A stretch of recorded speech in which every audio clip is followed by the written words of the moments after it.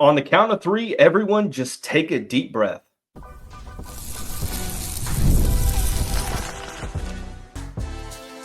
You are Locked On Louisville, your daily podcast on the Louisville Cardinals. Part of the Locked On Podcast Network, your team every day. Card Nation, what's going on, everyone? Welcome in to this post-game recap edition of the Locked On Louisville podcast. I'm your host, Dalton Pence. This is my fifth year covering the University of Louisville, third year hosting this show. Want to take the time to personally thank you all for making us your first listen of the day. Just a reminder, the Locked On Louisville podcast, free and available on all streaming services 5 days a week. Your team every day. Now, this episode of the show was brought to you by FanDuel. Right now, new customers can get $200 in bonus bets when your first $5 bet wins. All you have to do, visit FanDuel.com to get started. It was too close for comfort, but the Louisville Cardinals held off the Clemson Tigers late Friday evening in the ACC Tournament Semifinals, 76-73 to advance to the first ever ACC Tournament Championship appearance since joining the conference around a decade ago. Some positives to break down. We also got to talk about some things that didn't go well. Louisville had a pretty sizable lead down the stretch, gave it up pretty quickly. Clemson had the chances. We'll discuss coming up shortly. Louisville gets a quad one victory, the most important thing coming from this result, and then we will preview the rematch with the Duke Blue Devils without some of the key pieces. So, a lot to break down, whirlwind of emotions, and I made a promise to you all on the Friday edition of the show, and it was late when I recorded that show after Louisville hit the buzzer beater against Stanford and Clemson beat SMU, but I said that if Louisville were to beat Clemson, well, we would have a post-game episode before the ACC Championship game. So I'm recording this I started at about 12:35, and you're trying to separate emotion from logic, so just stick with me here. Was a rather lackluster start to the game for the second, well, maybe even third straight game, fourth straight game potentially. And I liked how the Cardinals bounced back. They got to a 5-point lead at the halftime intermission. They battled back and forth in the second half. They were able to keep, I would say, do you say comfortable? 8 to 13-point lead against a top team in the conference. I think it might just be me and how nervous I get during games. It wasn't comfortable to me, but in terms of margin, you'd rather be operating with that amount of cushion versus just up by a single possession. Louisville was up by 15 with just under 3 minutes and 30 seconds to go in this game. And I remember saying, look, you can't take your foot off the gas. You can't play not to lose. You need to play smart, drain the shot clock, and get some good shots off, play good defense. Well, it was sort of a disastrous unraveling, if you will, when Louisville got to that 15-point lead. Clemson hit some off-balance, fadeaway three-pointers on back-to-back possessions. There were some foul calls that gave the Tigers some free throws. Louisville had some tough turnovers. They were getting frustrated with the press, and it felt like Louisville was sort of doing the same thing. They kept running that little crossing route with Edwards and Hepburn, both of them getting to the corner, and it forced some turnovers. Louisville tried to speed up too much, and Noah Waterman tried to throw it to Chucky. I think the ball bounced off his head, tried to get Chucky the ball in the corner, and it bounced off his fingertips, and Hepburn ended up fouling Zachary to the point to where after a jump ball and Javon Hadley airballed a mid-range, Clemson had a chance down by 2 with about 20 seconds and some change to go to tie or take the lead. Now, Chase Hunter goes downhill to his right, throws up a floater, and doesn't make it because James Scott gets the block. Louisville gets the rebound and gets it to Hepburn, where he goes ultimately to the line. But I see that call is being made controversial, and this is my interpretation of it. I think that when you talk about the ACC officiating and inconsistency, those two things go together like peanut butter and jelly. Officiating is super inconsistent in this conference. In the first half, it was like vintage Big East basketball. If you're allowing one team to get hacked, then you need to allow the other team to get hacked, and you did. And you know what? That's what I grew up watching for Louisville basketball, so I was like, okay, fine, cool, just adjust to it. Well, what do you know, in the second half, just a couple minutes in, both teams had 5 fouls, and some key members were in foul trouble. Chase Hunter, Ian Shefflin had, they were in foul trouble. Same with Victor Locken and Louisville. Chucky Hepburn picked up 3 fouls. James Scott had 3, picked up that 4th. Noah Waterman, same way. So it was called pretty differently for the majority of the second half. And then with about 4 minutes to go, it started to go back towards how it was called in the first half, to where you're allowing players to play physical. I felt like there were some situations in which Louisville got fouled. It didn't get called. Clemson got the ball as a result in the last 4 minutes or so. That doesn't get talked about. I mean, we're not going to sit here and complain about it, but to act like Clemson got completely screwed by the officiating on Friday evening, I think would be, I think it would just be the wrong assessment, in my opinion. But to be fair, that bang play at the end, it's a judgment call, and TV Teddy's standing right there. And if he doesn't call that contact, I mean, who will? If he doesn't call it, who will? I'm making that point to suggest that whatever way the call would have gone, the opposing fan base would have been up in arms. So Clemson fans being upset about this, I'm not going to sit here and clown you for it. I mean, because if it would have been Louisville on that end, which it has been for a handful of times since Louisville's been in this conference in many sports, it feels weird to come out on top of a controversial call, a 50-50 judgment call.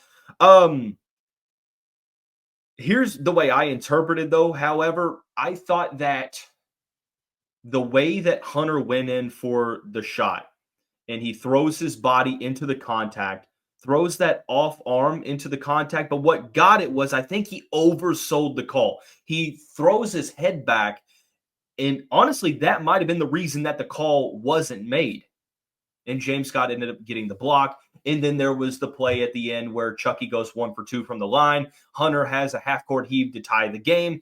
Edwards looks like he's going to have a take foul. And then right as Hunter's pulling up, a smart veteran move, when he sees that contact coming, Edwards sort of, bounces back a little bit. And it's another thing that if you're a Clemson fan, yeah, the contact should have been called. If you're a Louisville fan, hey, the contact shouldn't have been called. I mean, call me biased. I am, but trying to be as objective as I can. I felt like the second call was more of a foul than the first, maybe. I'd have to go back and watch them, but I don't think one call completely changes the game. And Louisville did what they needed to do down the stretch. It wasn't a great shooting performance. The Cardinals didn't have Rain Smith in this game for the 3rd straight contest, and their offense struggled. Shot 44% from the field, 6 of 22 from the three-point line. That's 27%. Another game in which Louisville just doesn't really shoot all that great from 3. They did make 22 of 27 free throws. They did a good job of getting to the line in the second half and taking advantage of the way that this game was getting called. They out-rebounded Clemson by 1, but they gave up 14 offensive rebounds. I thought Ian Shefflin was incredible for the Tigers. 14 points, 12 rebounds. Chase Hunter got going late. He went 8 of 20 from the field, but had a game-high 23 points. For the Cardinals, it was a 3-man show. Chucky Hepburn didn't have his best game, but had 6 steals, disruptive on defense, had 5 assists. Terrence Edwards Jr. made some big plays, 21 points, even though he was 1 of 9 from the three-point line. But I mentioned yesterday on the Floyd Street Media State of Louisville reaction stream post-game that the Cardinals needed Javon Hadley to bounce back after a lackluster performance, 2 lackluster performances against Stanford, and he did. I think Clemson's a good matchup for him because it allows him to use that size mismatch. He had 20 points, 9 rebounds. Really good performance from the fifth-year senior, and one that, frankly, the Cardinals needed. So whirlwind of emotions here. I think that the Cardinals have to continually play better. I thought that they toughed this game out. Both of these teams are enforcers. I have a ton of respect for Clemson. I have gone on record all season long and said that I believe in Brad Brownell's team, even though they're shorthanded with no Dylan Hunter. I think that they have a talent to once again make a tournament run, and they've got that veteran leadership, and they have that toughness that just makes a game against them challenging to play on the offensive end because they just swarm you, and they're led by veterans that just play really well together. Overall, like the Cardinals defense for the most part, Clemson didn't shoot the ball well either. Sub 40% from the field, 31% from the three-point line. Truthfully, these are two teams historically that don't really play well in conference tournament play. So one team had to win, an unstoppable force meets an immovable object. Just nice to win. It wasn't pretty, but this is a true epitome of survive and advance, and love to see Louisville on top. The main thing for me, however, in getting to the ACC Tournament Championship is great. The main thing I wanted was that additional quad one victory. And at the moment, Louisville's got it. So we'll discuss that, a little bit of bracketology coming up here on the next segment of this recap edition of the Locked On Louisville podcast.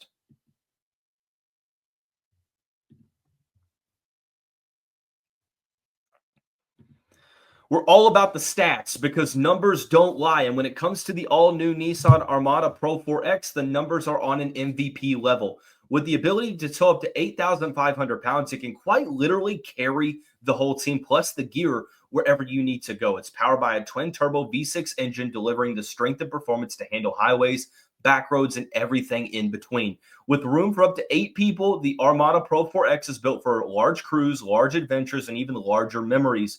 Whether you're exploring off-road trails or rolling up to the arena, the Armada Pro 4X brings power, versatility, and style wherever you go. Take your adventures to new heights in the all-new Nissan Armada Pro 4X. Learn more at nissanusa.com. And before we get into the next segment, I want to take the time to tell you about our friends and the title sponsor of the show, FanDuel. As we've seen over the past couple of games for the Cardinals, March Madness is back. FanDuel is giving you the chance to get in on the action like never before. Right now, new customers can get $200 in bonus bets when your first $5 bet wins. That's 200 extra bucks to use on everything from buzzer beaters to Cinderella stories and even who's cutting down the nets. The FanDuel app is so easy to use. It's simple, and when you win, you get paid instantly with no waiting around. Don't wait. Visit FanDuel.com right now and get in on the college hoops action all tournament long.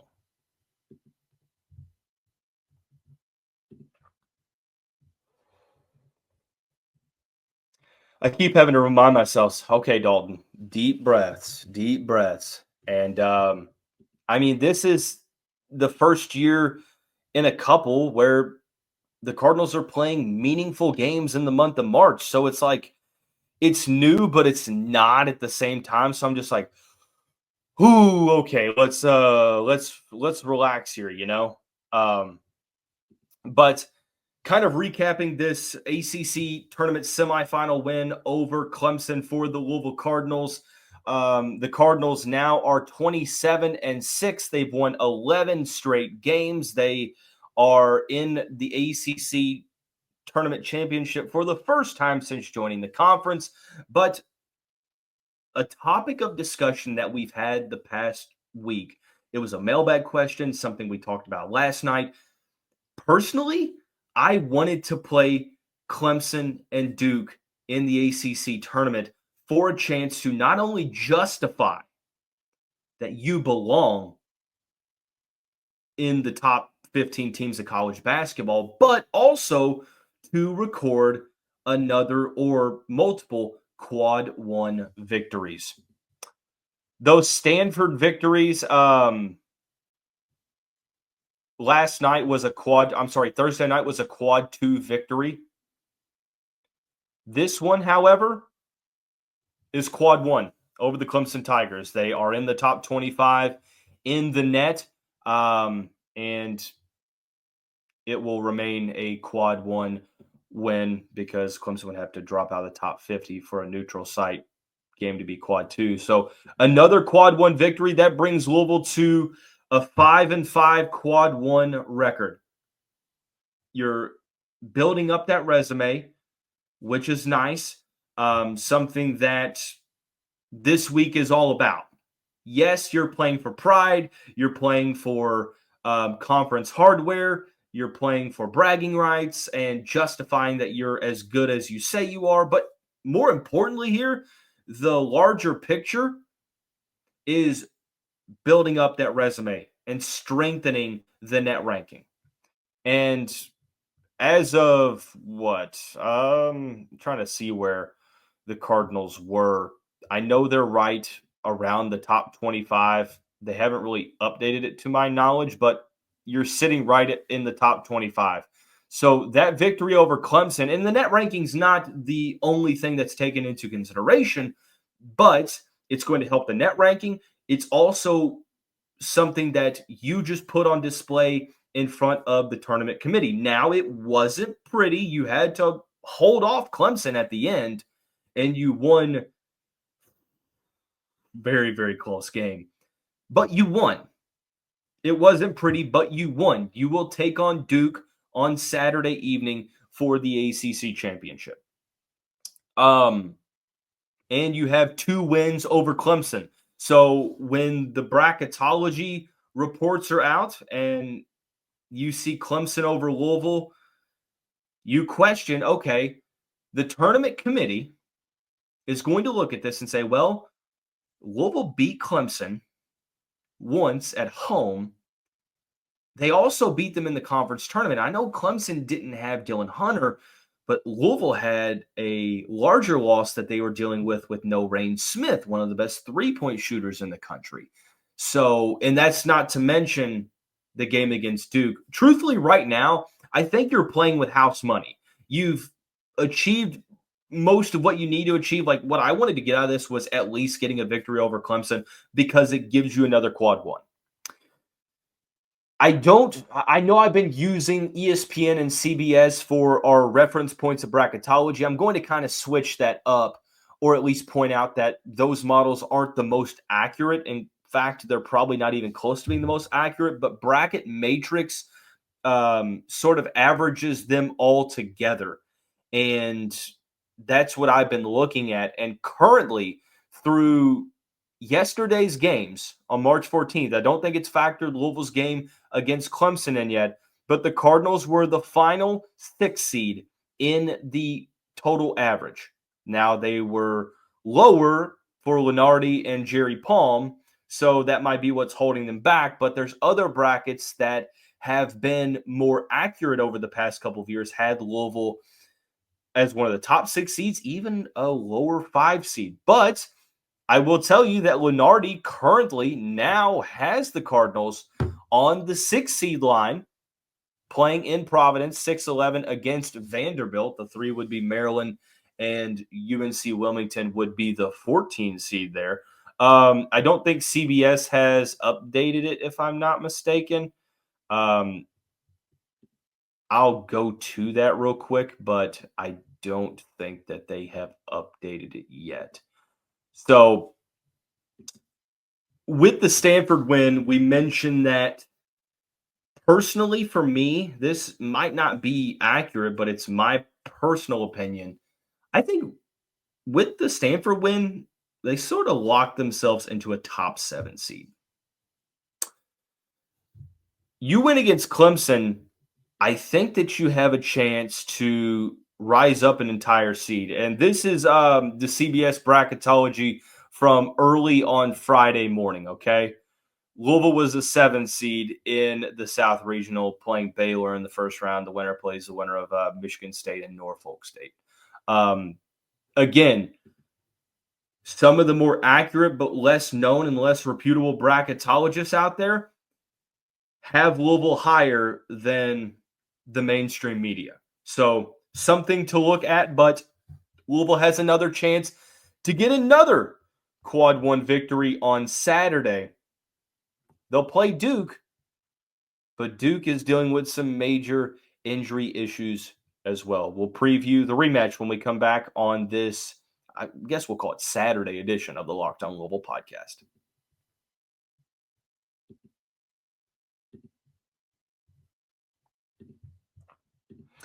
Ever check your bank account and wonder, where did all my money go? Between dining out, online shopping, and entertainment, it's easy to lose track. That's where Monarch Money comes in. Your personal CFO giving you full visibility and control over your finances.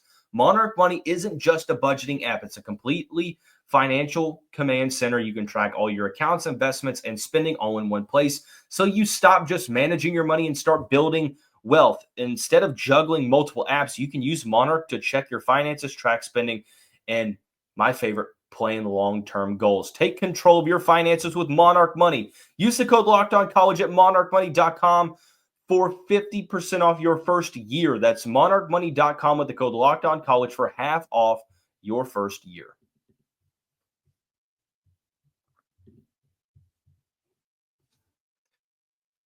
Cardinal fans, it's been a wild ACC tournament thus far for our Louisville Cardinals, but I want to take the time to thank you all for making us your first listen of the day. Thank you all for tuning into these impromptu episodes.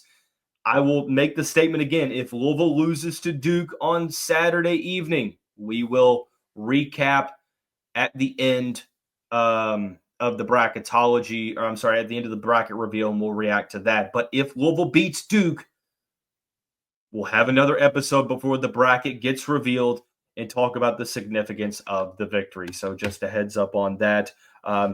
We just have to wait and see what happens. Louisville, first ACC Tournament Championship game appearance since joining the conference in 2014. They square off with the number 1 seed Duke Blue Devils, 8:30 Eastern time against the number 1 team in the country. Louisville not having Rain Smith for the duration of the tournament, and I don't know if they're going to have him against Duke. I would probably say no, but you never know. Duke, however, is dealing with their own injury issues. Cooper Flagg went down with a really nasty-looking ankle injury in the quarterfinal game against Georgia Tech. Everybody got scared when they saw the wheelchair clip. Thankfully, he was able to walk back to the bench on his own power. Walked with a noticeable but not huge limp, but he's not going to be playing against Louisville in the championship game. Maliq Brown, I believe he dislocated his shoulder earlier in that game before the Cooper injury. He was sent, I think he was sent to the hospital to deal with the pain, and he's going to be out for the season. I will say, you hate to see that. Truthfully, like it goes well beyond sports. You never want to see a player get injured. You definitely don't want to see it in the postseason. And I just hope that both of these players have quick and full recoveries. Like I said, it's for me. I know a lot of people, it might not be like this for, but I think it's easy to cheer for Cooper Flagg. Really, really good player.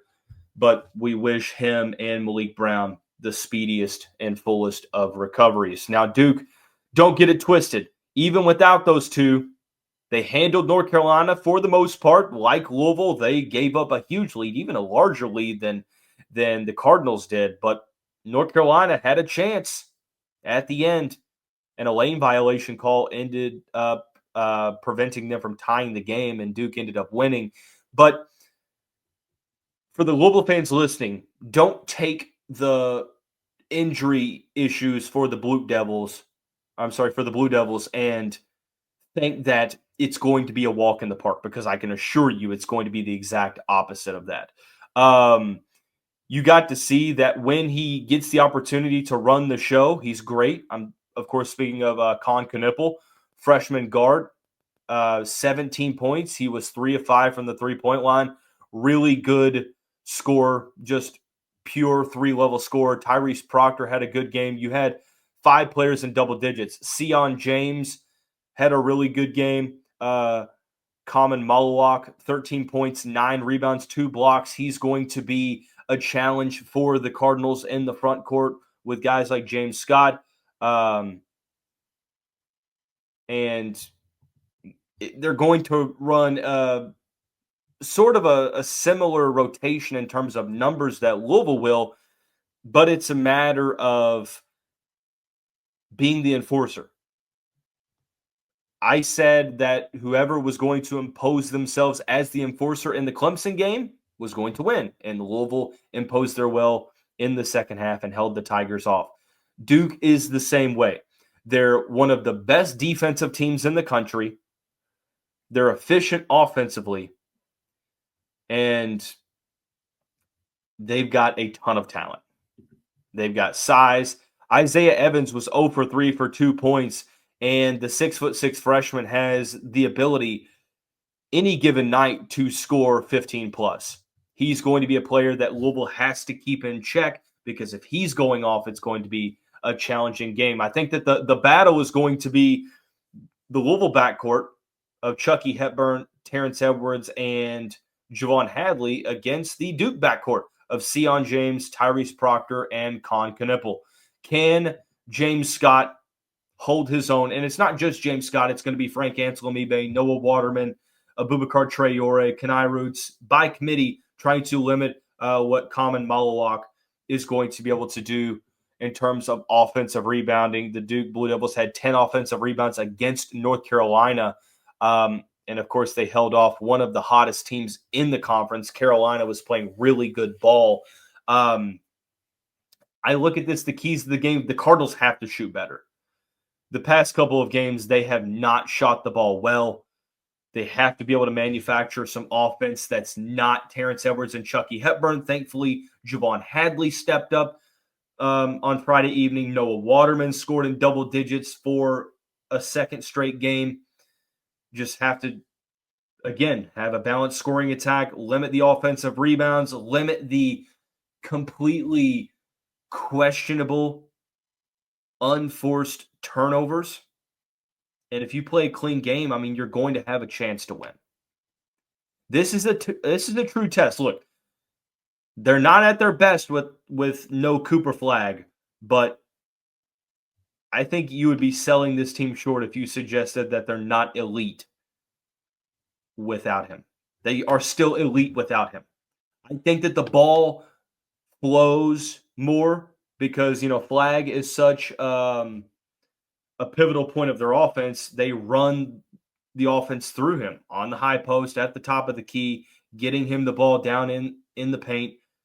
With no Cooper, it's a much more balanced attack.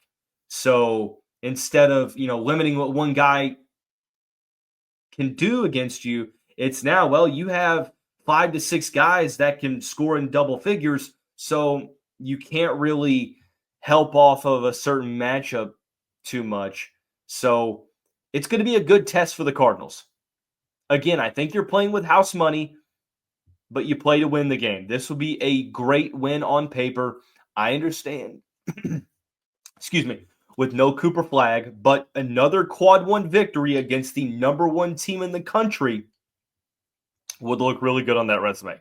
So again, if they lose, next episode will be the reaction to the bracket reveal. If they win, there will be another episode before the bracket reveal, breaking down the game, what it could do for Louisville's tournament seeding and net ranking, and much more. That's going to wrap up this impromptu bonus episode of the Locked On Louisville podcast. Everyone have a great day. Have a great weekend. We'll see you right back here very soon. Go Cards.